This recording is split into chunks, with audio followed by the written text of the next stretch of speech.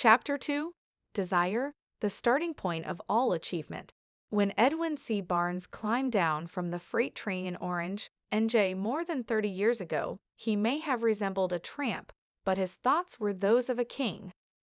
As he made his way from the railroad tracks to Thomas A. Edison's office, his mind was at work. He saw himself standing in Edison's presence. He heard himself asking Mr. Edison for an opportunity to carry out the one consuming obsession of his life, a burning desire to become the business associate of the great inventor. Barnes' desire was not a hope. It was not a wish. It was a keen, pulsating desire which transcended everything else. It was definite. The desire was not new when he approached Edison. It had been Barnes' dominating desire for a long time. In the beginning, when the desire first appeared in his mind, it may have been, probably was, only a wish, but it was no mere wish when he appeared before Edison with it. A few years later, Edwin C. Barnes again stood before Edison, in the same office where he first met the inventor. This time his desire had been translated into reality. He was in business with Edison. The dominating dream of his life had become a reality. Today, people who know Barnes envy him because of the break life yielded him. They see him in the days of his triumph without taking the trouble to investigate the cause of his success. Barnes succeeded because he chose a definite goal, placed all of his energy, all his willpower, all his effort, everything back of that goal. He did not become the partner of Edison the day he arrived.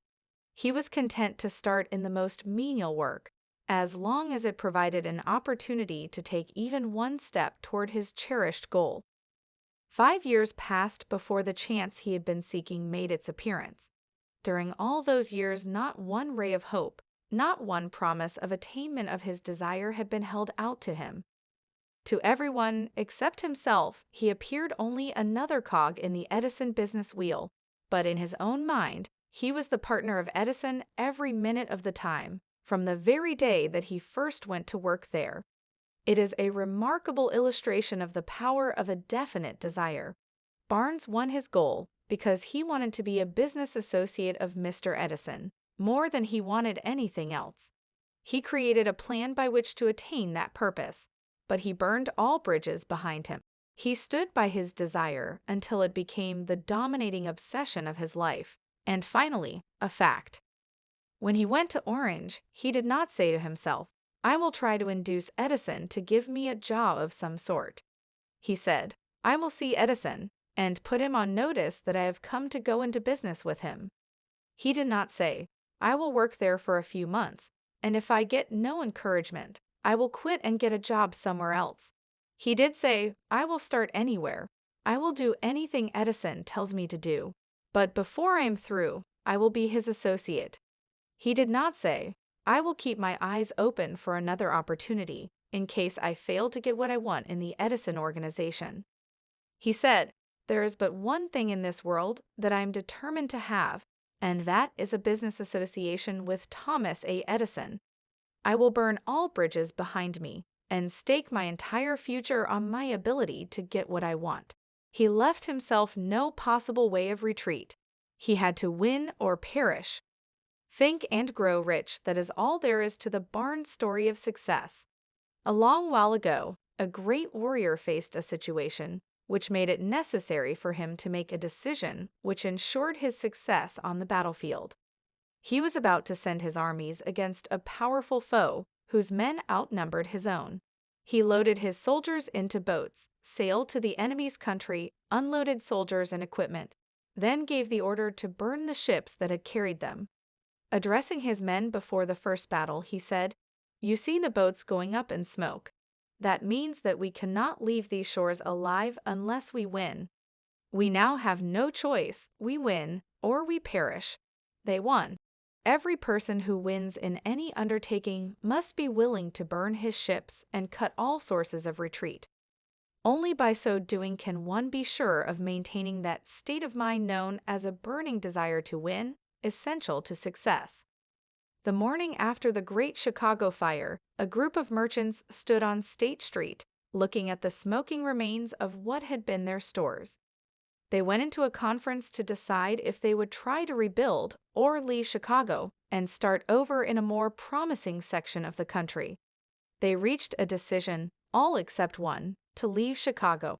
The merchant who decided to stay and rebuild pointed a finger at the remains of his store and said, "Gentlemen, on that very spot, I will build the world's greatest store, no matter how many times it may burn down." That was more than 50 years ago. The store was built. It stands there today, a towering monument to the power of that state of mind known as a burning desire. The easy thing for Marshall Field to have done would have been exactly what his fellow merchants did. When the going was hard and the future looked dismal, they pulled up and went where the going seemed easier. Mark well this difference between Marshall Field and the other merchants, because it is the same difference which distinguishes Edwin C. Barnes from thousands of other young men who have worked in the Edison organization. It is the same difference which distinguishes practically all who succeed from those who fail. Every human being who reaches the age of understanding of the purpose of money wishes for it. Wishing will not bring riches, but desiring riches with a state of mind that becomes an obsession, then planning definite ways and means to acquire riches and backing those plans with persistence which does not recognize failure will bring riches. The method by which desire for riches can be transmuted into its financial equivalent consists of 6 definite, practical steps, viz. First, fix in your mind the exact amount of money you desire. It is not sufficient merely to say, "I want plenty of money." Be definite as to the amount. There is a psychological reason for definiteness, which will be described in a subsequent chapter. Second, determine exactly what you intend to give in return for the money you desire. There is no such reality as something for nothing. Third, establish a definite date when you intend to possess the money you desire. Fourth, create a definite plan for carrying out your desire and begin at once, whether you are ready or not, to put this plan into action. Fifth, write out a clear, concise statement of the amount of money you intend to acquire. Name the time limit for its acquisition, state what you intend to give in return for the money, and describe clearly the plan through which you intend to accumulate it. Sixth, read your written statement aloud twice daily, once just before retiring at night and once after arising in the morning. As you read, see, and feel and believe yourself already in possession of the money, it is important that you follow the instructions described in these 6 steps.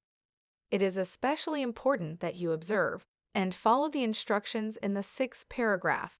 You may complain that it is impossible for you to see yourself in possession of money before you actually have it. Here is where a burning desire will come to your aid. If you truly desire money so keenly that your desire is an obsession, you will have no difficulty in convincing yourself that you will acquire it. The object is to want money and to become so determined to have it that you convince yourself you will have it. Only those who become money conscious ever accumulate great riches. Money consciousness means that the mind has become so thoroughly saturated with the desire for money that one can see oneself already in possession of it. To the uninitiated, who has not been schooled in the working principles of the human mind, these instructions may appear impractical. It may be helpful to all who fail to recognize the soundness of the 6 steps to know that the information they convey was received from Andrew Carnegie, who began as an ordinary laborer in the steel mills, but managed, despite his humble beginning, to make these principles yield him a fortune of considerably more than $100 million. It may be of further help to know that the 6 steps here recommended were carefully scrutinized by the late Thomas A. Edison, who placed his stamp of approval upon them as being not only the steps essential for the accumulation of money, but necessary for the attainment of any definite goal. The steps call for no hard labor. They call for no sacrifice. They do not require one to become ridiculous or credulous. To apply them calls for no great amount of education. But the successful application of these 6 steps does call for sufficient imagination to enable one to see and to understand that accumulation of money cannot be left to chance, good fortune, and luck. One must realize that all who have accumulated great fortunes first did a certain amount of dreaming, hoping, wishing, desiring, and planning before they acquired money. You may as well know right here that you can never have riches in great quantities unless you can work yourself into a white heat of desire for money and actually believe you will possess it. You may as well know also that every great leader, from the dawn of civilization down to the present, was a dreamer. Christianity is the greatest potential power in the world today because its founder was an intense dreamer who had the vision and the imagination to see realities in their mental and spiritual form before they had been transmuted into physical form.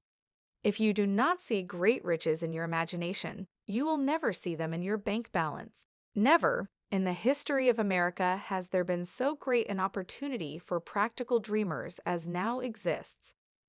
The 6-year economic collapse has reduced all men, substantially, to the same level. A new race is about to be run. The stakes represent huge fortunes which will be accumulated within the next 10 years. The rules of the race have changed because we now live in a hanged world that definitely favors the masses, those who had but little or no opportunity to win under the conditions existing during the Depression, when fear paralyzed growth and development. We who are in this race for riches should be encouraged to know that this changed world in which we live is demanding new ideas, new ways of doing things, new leaders, new inventions, new methods of teaching, new methods of marketing, new books, new literature, new features for the radio, new ideas for moving pictures. Back of all this demand for new and better things, there is one quality which one must possess to win, and that is definiteness of purpose, the knowledge of what one wants, and a burning desire to possess it. The business depression marked the death of one age and the birth of another. This changed world requires practical dreamers who can and will put their dreams into action. The practical dreamers have always been and always will be the pattern makers of civilization. We who desire to accumulate riches should remember the real leaders of the world always have been men who harnessed and put into practical use the intangible, unseen forces of unborn opportunity and have converted those forces, or impulses of thought, into skyscrapers, cities, factories, airplanes, automobiles, and every form of convenience that makes life more pleasant. Tolerance and an open mind are practical necessities of the dreamer of today. Those who are afraid of new ideas are doomed before they start. Never has there been a time more favorable to pioneers than the present. True, there is no wild and woolly West to be conquered, as in the days of the covered wagon, but there is a vast business, financial, and industrial world to be remolded and redirected along new and better lines. In planning to acquire your share of the riches, let no one influence you to scorn the dreamer. To win the big stakes in this changed world, you must catch the spirit of the great pioneers of the past, whose dreams have given to civilization all that it has of value, the spirit which serves as the lifeblood of our own country, your opportunity and mine, to develop and market our talents. Let us not forget, Columbus dreamed of an unknown world, staked his life on the existence of such a world, and discovered it. Copernicus, the great astronomer, dreamed of a multiplicity of worlds and revealed them.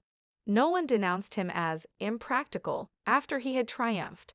Instead, the world worshipped at his shrine, thus proving once more that success requires no apologies, failure permits no alibis.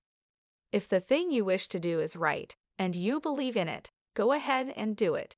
Put your dream across, and never mind what they say if you meet with temporary defeat, for they, perhaps, do not know that every failure brings with it the seed of an equivalent success. Henry Ford, poor and uneducated, dreamed of a horseless carriage, went to work with what tools he possessed, without waiting for opportunity to favor him, and now evidence of his dream belts the entire earth.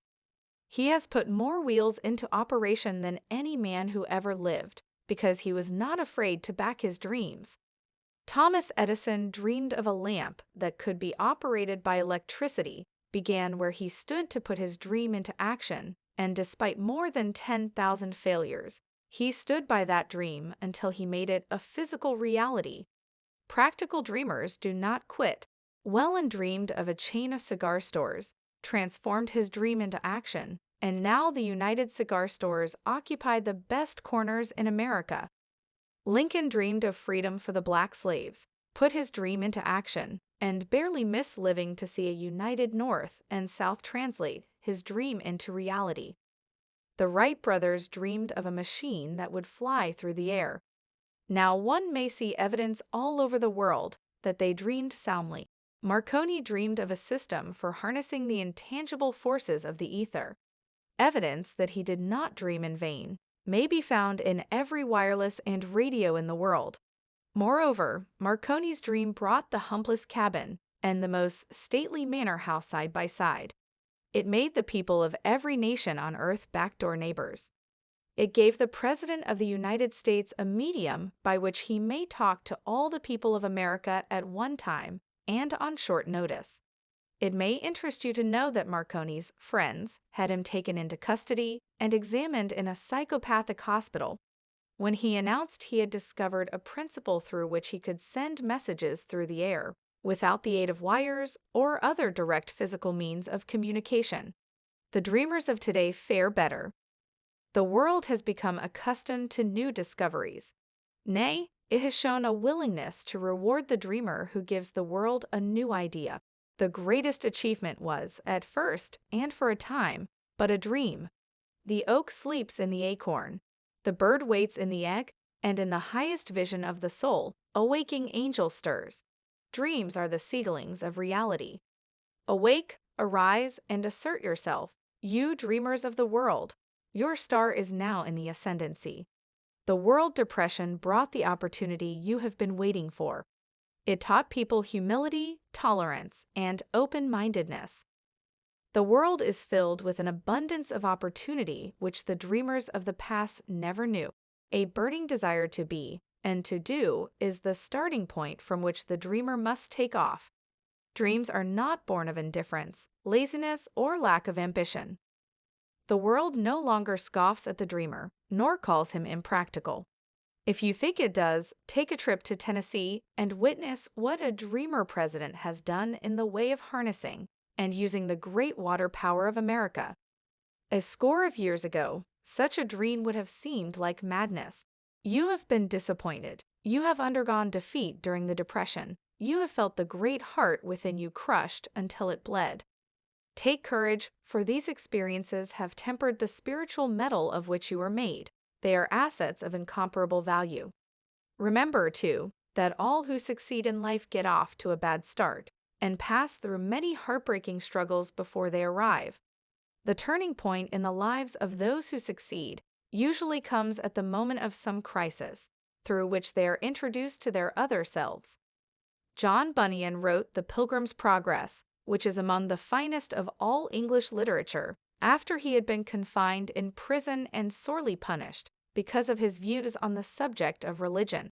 O. Henry discovered the genius which slept within his brain after he had met with great misfortune and was confined in a prison cell in Columbus, Ohio. Being forced, through misfortune, to become acquainted with his other self and to use his imagination, he discovered himself to be a great author instead of a miserable criminal and outcast.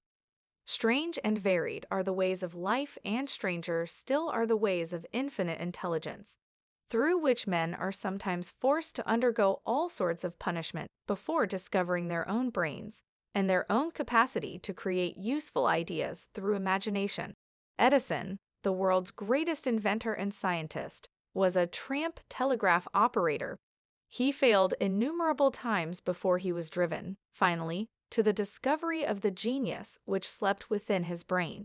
Charles Dickens began by pasting labels on blacking pots. The tragedy of his first love penetrated the depths of his soul and converted him into one of the world's truly great authors. That tragedy produced, first, David Copperfield, then a succession of other works that made this a richer and better world for all who read his books. Disappointment over love affairs generally has the effect of driving men to drink and women to ruin, and this because most people never learn the art of transmuting their strongest emotions into dreams of a constructive nature. Helen Keller became deaf, dumb, and blind shortly after birth. Despite her greatest misfortune, she has written her name indelibly in the pages of the history of the great. Her entire life has served as evidence that no one ever is defeated until defeat has been accepted as a reality. Robert Burns was an illiterate country lad. He was cursed by poverty and grew up to be a drunkard in the bargain. The world was made better for his having lived because he clothed beautiful thoughts in poetry and thereby plucked a thorn and planted a rose in its place. Booker T. Washington was born in slavery, handicapped by race and color. Because he was tolerant, had an open mind at all times on all subjects, and was a dreamer, he left his impress for good on an entire race. Beethoven was deaf, Milton was blind, but their names will last as long as time endures, because they dreamed and translated their dreams into organized thought. Before passing to the next chapter, kindle anew in your mind the fire of hope, faith, courage, and tolerance. If you have these states of mind and a working knowledge of the principles described, all else that you need will come to you when you are ready for it. Let Emerson state the thought in these words: every proverb, every book, every byword that belongs to thee for aid and comfort shall surely come home through open or winding passages. Every friend whom not thy fantastic will, but the great and tender soul in thee craveth, shall lock thee in his embrace. There is a difference between wishing for a thing and being ready to receive it. No one is ready for a thing until he believes he can acquire it. The state of mind must be belief, not mere hope or wish. Open-mindedness is essential for belief. Closed minds do not inspire faith, courage, and belief. Remember, no more effort is required to aim high in life, to demand abundance and prosperity, than is required to accept misery and poverty. A great poet has correctly stated this universal truth through these lines: I bargained with life for a penny, and life would pay no more. However, I begged at evening, when I counted my scanty store. For life is a just employer, he gives you what you ask, but once you have set the wages, why, you must bear the task. I worked for a menial's hire, only to learn, dismayed, that any wage I had asked of life, life would have willingly paid. Desire outwits Mother Nature. As a fitting climax to this chapter, I wish to introduce one of the most unusual persons I have ever known. I first saw him 24 years ago, a few minutes after he was born. He came into the world without any physical sign of ears, and the doctor admitted, when pressed for an opinion, that the child might be deaf and mute for life. I challenged the doctor's opinion. I had the right to do so. I was the child's father. I too reached a decision and rendered an opinion, but I expressed the opinion silently in the secrecy of my own heart. I decided that my son would hear and speak. Nature could send me a child without ears, but nature could not induce me to accept the reality of the affliction. In my own mind, I knew that my son would hear and speak. How? I was sure there must be a way, and I knew I would find it. I thought of the words of the immortal Emerson: the whole course of things goes to teach us faith. We need only obey. There is guidance for each of us, and by lowly listening, we shall hear the right word. The right word? Desire. More than anything else, I desired that my son should not be a deaf mute. From that desire I never receded, not for a second. Many years previously, I had written, our only limitations are those we set up in our own minds. For the first time, I wondered if that statement were true. Lying on the bed in front of me was a newly born child, without the natural equipment of hearing. Even though he might hear and speak, he was obviously disfigured for life. Surely this was a limitation which that child had not set up in his own mind. What could I do about it? Somehow, I would find a way to transplant into that child's mind my own burning desire for ways and means of conveying sound to his brain without the aid of ears.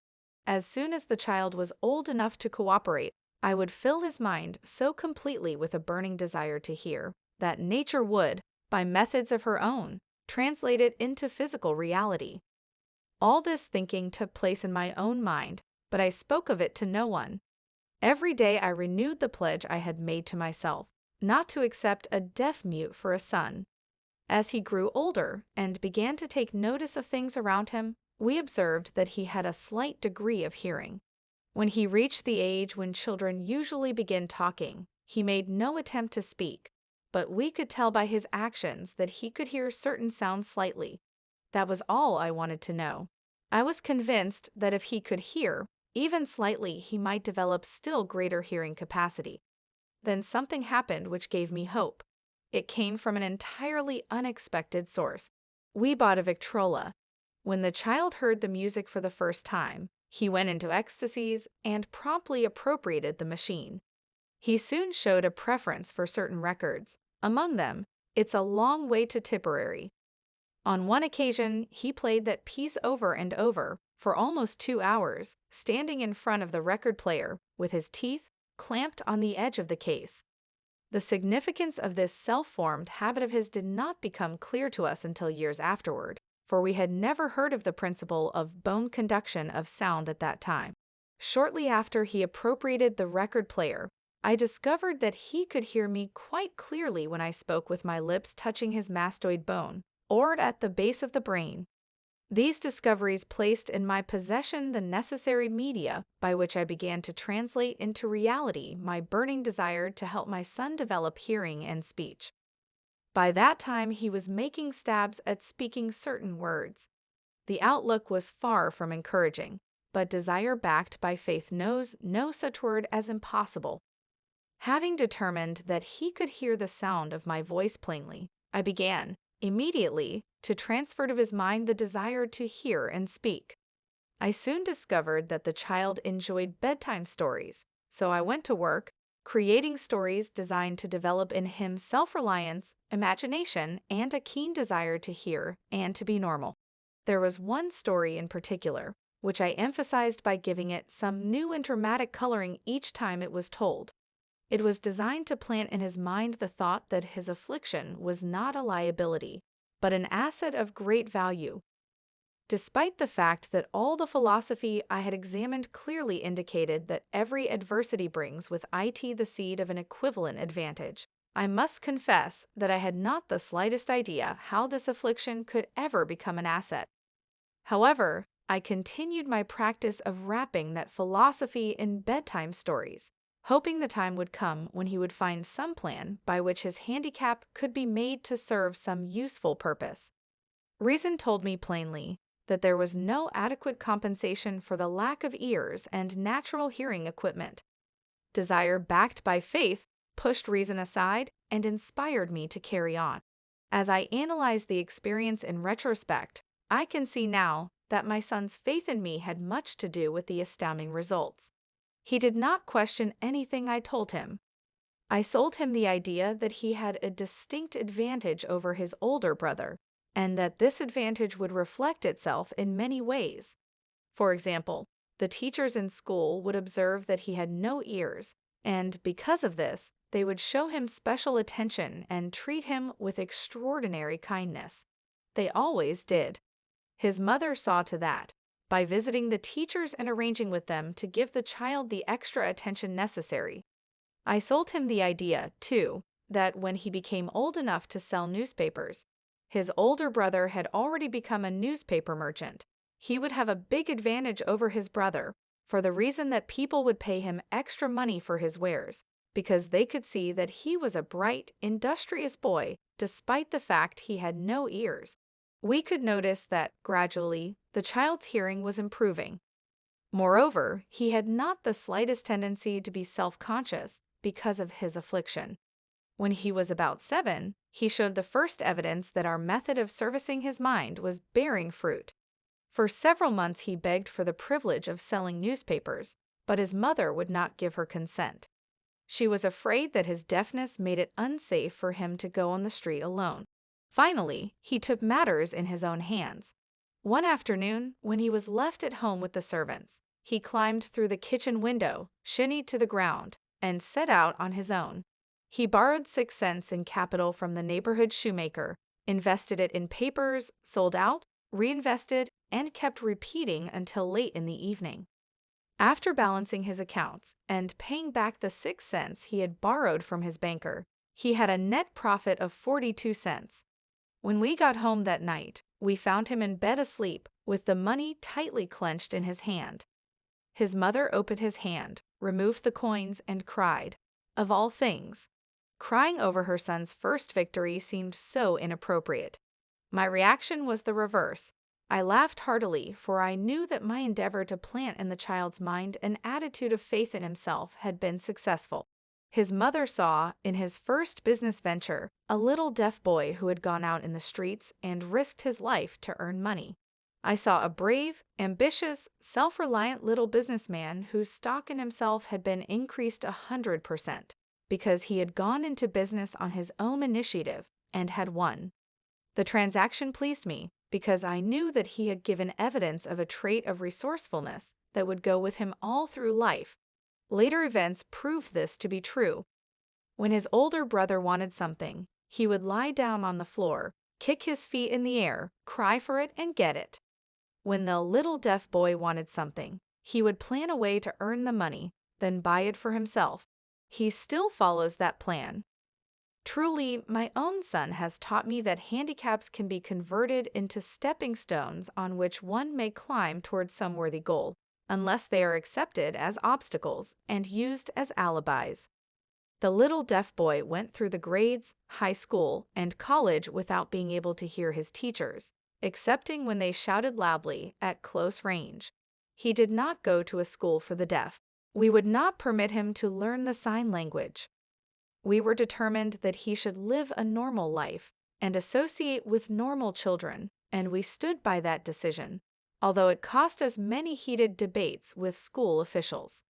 While he was in high school, he tried an electrical hearing aid, but it was of no value to him, due, we believed, to a condition that was disclosed when the child was 6 by Dr. J. Gordon Wilson of Chicago when he operated on one side of the boy's head and discovered that there was no sign of natural hearing equipment. During his last week in college, 18 years after the operation, something happened which marked the most important turning point of his life. Through what seemed to be mere chance, he came into possession of another electrical hearing device, which was sent to him on trial. He was slow about testing it, due to his disappointment with a similar device. Finally, he picked the instrument up and more or less carelessly placed it on his head, hooked up the battery, and lo, as if by a stroke of magic, his lifelong desire for normal hearing became a reality. For the first time in his life, he heard practically, as well as any person with normal hearing. God moves in mysterious ways, his wonders to perform. Overjoyed because of the changed world, which had been brought to him through his hearing device, he rushed to the telephone, called his mother, and heard her voice perfectly. The next day, he plainly heard the voices of his professors in class, for the first time in his life. Previously, he could hear them only when they shouted at short range. He heard the radio. He heard the talking pictures. For the first time in his life, he could converse freely with other people, without the necessity of their having to speak loudly. Truly, he had come into possession of a changed world. We had refused to accept nature's error, and by persistent desire, we had induced nature to correct that error through the only practical means available. Desire had commenced to pay dividends, but the victory was not yet complete. The boy still had to find a definite and practical way to convert his handicap into an equivalent asset. Hardly realizing the significance of what had already been accomplished, but intoxicated with the joy of his newly discovered world of sound, he wrote a letter to the manufacturer of the hearing aid, enthusiastically describing his experience. Something in his letter, something perhaps which was not written on the lines, but back of them, caused the company to invite him to New York. When he arrived, he was escorted through the factory, and while talking with the chief engineer, telling him about his changed world, a hunch, an idea, or an inspiration, call it what you wish, flashed into his mind. It was this impulse of thought which converted his affliction into an asset, destined to pay dividends in both money and happiness to thousands for all time to come. The sum and substance of that impulse of thought was this. It occurred to him that he might be of help to the millions of deafened people who go through life without the benefit of hearing devices, if he could find a way to tell them the story of his changed world. Then and there, he reached a decision to devote the remainder of his life to rendering useful service to the hard of hearing. For an entire month, he carried on an intensive research, during which he analyzed the entire marketing system of the manufacturer of the hearing device, and created ways and means of communicating with the hard of hearing all over the world for the purpose of sharing with them his newly discovered changed world. When this was done, he put in writing a 2-year plan based upon his findings. When he presented the plan to the company, he was instantly given a position for the purpose of carrying out his ambition. Little did he dream, when he went to work, that he was destined to bring hope and practical relief to thousands of deafened people who, without his help, would have been doomed forever to deaf-mutism. Shortly after he became associated with the manufacturer of his hearing aid, he invited me to attend a class conducted by his company for the purpose of teaching deaf mutes to hear and to speak. I had never heard of such a form of education, therefore I visited the class, skeptical but hopeful that my time would not be entirely wasted. Here I saw a demonstration which gave me a greatly enlarged vision of what I had done to arouse and keep alive in my son's mind the desire for normal hearing. I saw deaf mutes actually being taught to hear and to speak through application of the selfsame principle I had used more than 20 years previously in saving my son from deaf-mutism. Thus, through some strange turn of the wheel of fate, my son, Blair, and I have been destined to aid in correcting deafness for those as yet unborn, because we are the only living human beings, as far as I know, who have established definitely the fact that deafness can be corrected to the extent of restoring to normal life those who suffer with this affliction. It has been done for one, it will be done for others. There is no doubt in my mind that Blair would have been a deaf-mute all his life if his mother and I had not managed to shape his mind as we did. The doctor who attended at his birth told us, confidentially, the child might never hear or speak. A few weeks ago, Dr. Irving Voorhees, a noted specialist on such cases, examined Blair very thoroughly. He was astounded when he learned how well my son now hears and speaks, and said his examination indicated that, theoretically, the boy should not be able to hear at all. But the lad does hear, despite the fact that X-ray pictures show there is no opening in the skull whatsoever from where his ears should be to the brain. When I planted in his mind the desire to hear and talk, and live as a normal person, there went with that impulse some strange influence which caused nature to become bridge builder and span the gulf of silence between his brain and the outer world by some means which the keenest medical specialists have not been able to interpret. It would be sacrilege for me to even conjecture as to how nature performed this miracle. It would be unforgivable if I neglected to tell the world as much as I know of the humble part I assumed in the strange experience. It is my duty and a privilege to say I believe, and not without reason, that nothing is impossible to the person who backs desire with enduring faith. Verily, a burning desire has devious ways of transmuting itself into its physical equivalent. Blair desired normal hearing. Now he has it. He was born with a handicap which might easily have sent one with a less defined desire to the street with a bundle of pencils and a tin cup. That handicap now promises to serve as the medium by which he will render useful service to many millions of hard of hearing. Also, to give him useful employment at adequate financial compensation the remainder of his life. The little white lies I planted in his mind when he was a child, by leading him to believe his affliction would become a great asset, which he could capitalize, has justified itself. Verily, there is nothing right or wrong which belief plus burning desire cannot make real. These qualities are free to everyone. In all my experience in dealing with men and women who had personal problems, I never handled a single case which more definitely demonstrates the power of desire. Authors sometimes make the mistake of writing of subjects of which they have but superficial or very elementary knowledge. It has been my good fortune to have had the privilege of testing the soundness of the power of desire through the affliction of my own son. Perhaps it was providential that the experience came as it did, for surely no one is better prepared than he to serve as an example of what happens when desire is put to the test. If Mother Nature bends to the will of desire, is it logical that mere men can defeat a burning desire? Strange and imponderable is the power of the human mind. We do not understand the method by which it uses every circumstance, every individual, every physical thing within its reach, as a means of transmuting desire into its physical counterpart. Perhaps science will uncover this secret. I planted in my son's mind the desire to hear and to speak as any normal person hears and speaks. That desire has now become a reality. I planted in his mind the desire to convert his greatest handicap into his greatest asset. That desire has been realized. The modus operandi by which this astounding result was achieved is not hard to describe. It consisted of three very definite facts. First, I mixed faith with the desire for normal hearing, which I passed on to my son.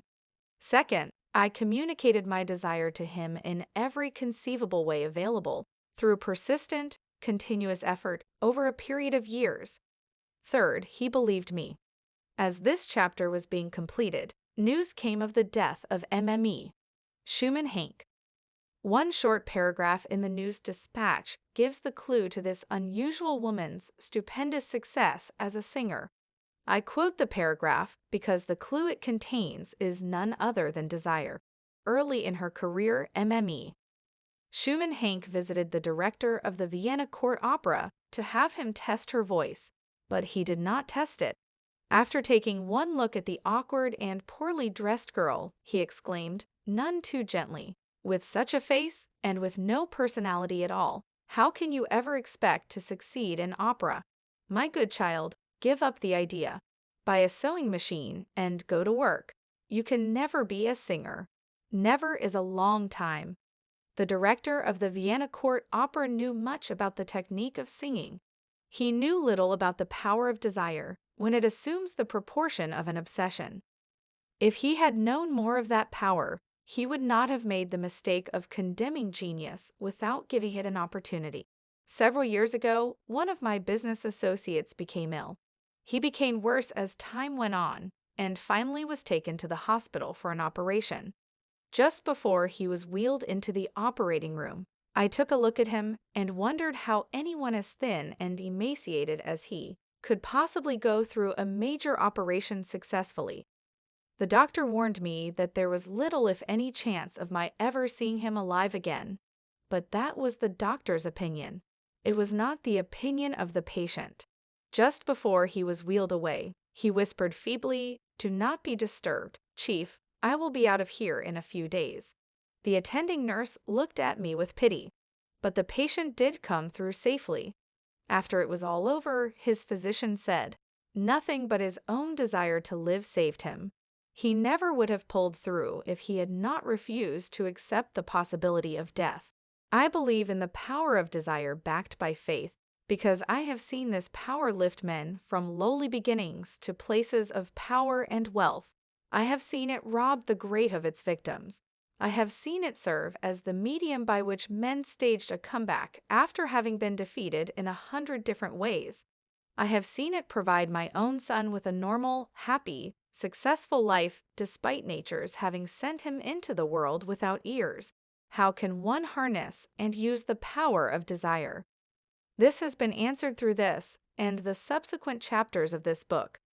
This message is going out to the world at the end of the longest and perhaps the most devastating depression America has ever known. It is reasonable to presume that the message may come to the attention of many who have been wounded by the depression. those who have lost their fortunes, others who have lost their positions, and great numbers who must reorganize their plans and stage a comeback. To all these I wish to convey the thought that all achievement, no matter what may be its nature or its purpose, must begin with an intense, burning desire for something definite. Through some strange and powerful principle of mental chemistry, which she has never divulged, nature wraps up in the impulse of strong desire, that something which recognizes no such word as impossible and accepts no such reality as failure.